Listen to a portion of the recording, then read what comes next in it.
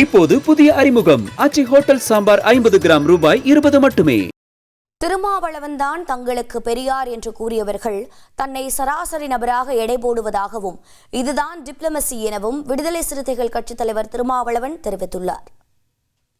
சில பேர் கேட்குறான், நான் திமுகவை தானே அந்த ஆள் திட்டுறாரு, இவர் ஏன் திருமாவளவன் போய் மூக்க உழைக்கிறாரு அப்படின்னு நினைக்கிறான்.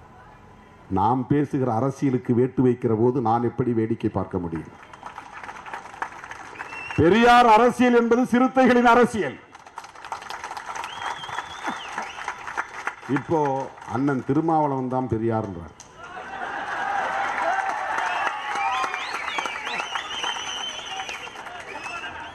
இது டிப்ளமசி, இதுக்கு பேர் தான் டிப்ளமசி. இப்படி பேசுன்னு சொல்லியிருப்பாங்க.